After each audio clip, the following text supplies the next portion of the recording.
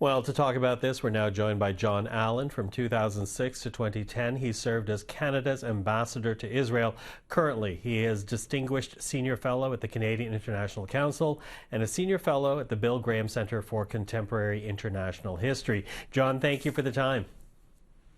My pleasure, Michael. Good to be with you. And good to see you. So here we have Israel now agreeing to this 20-point peace plan from President Trump. But, you know, Hamas has not agreed. And from the reports I've seen, Hamas has not yet even seen a detailed proposal. So how valid is this agreement, do you think? Well, you're right. It's not an agreement yet because only one side has agreed under considerable pressure from President Trump.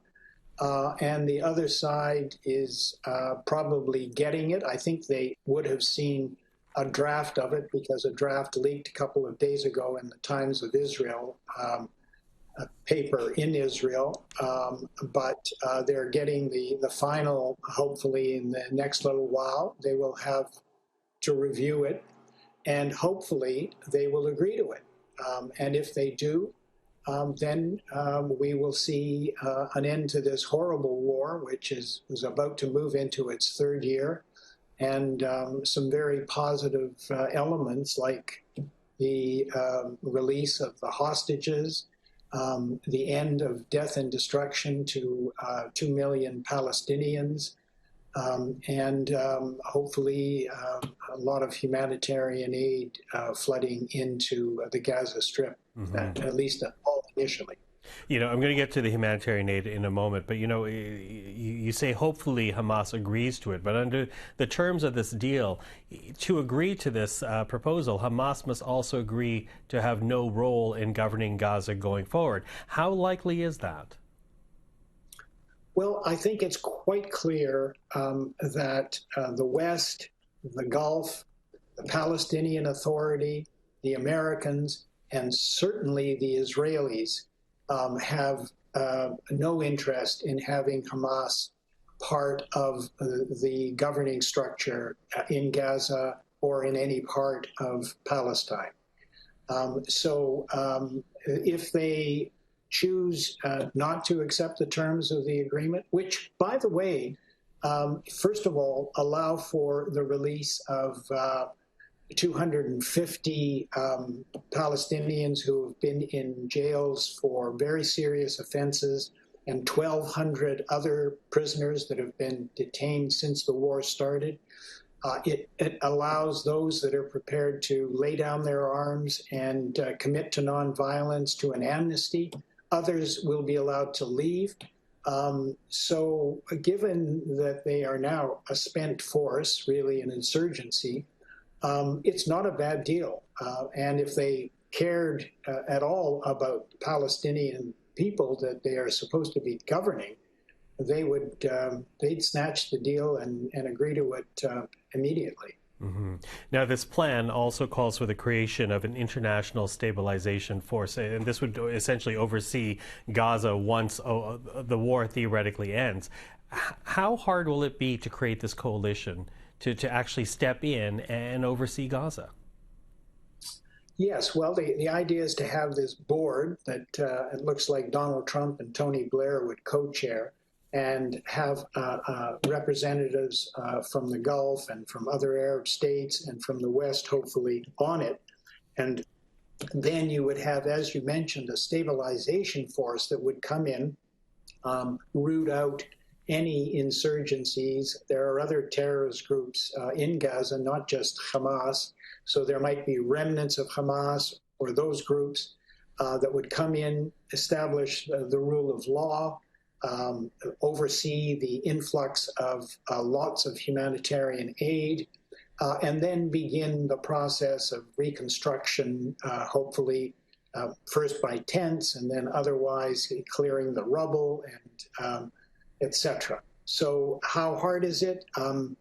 I think if Hamas agrees and if Israel withdraws relatively quickly, then I think the Gulf states in particular, the Saudis, UAE, Bahrain, and some others might with the help of the West, either in terms of training or strategic advice or arms, would help. And it's possible. It's possible, and that's what all of the day after plans have really alluded to, that you would have a force that would come in from the outside initially and bring rule of law, peace, and stability. Okay, you say possible, and I'm wondering if that means to say that Donald Trump will lean on, the countries that were, for example, supportive of the Abraham Accords, whether they were signatories to it or not. Is that who he'll be leaning on in the region, and are they willing to be participants in this?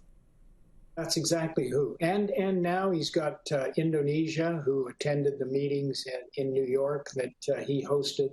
Turkey was there as well. And there are the Abraham Accord countries, Morocco, Sudan, Bahrain, and the UAE, and the Saudis, and perhaps the Qataris could also provide troops or equipment, etc. But again, I hope the West would also get involved somehow to show that there was a broad-based support for this very necessary set of events. Mm-hmm. John, there's also almost a carrot and stick element to this. And I don't know if that's an apt metaphor, but essentially there's this stark choice. Agree to this, get peace and food, or the bombardments will continue.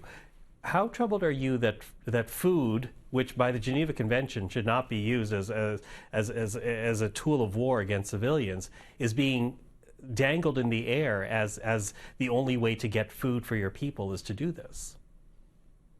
Oh, I've been troubled by it since the second week of the war.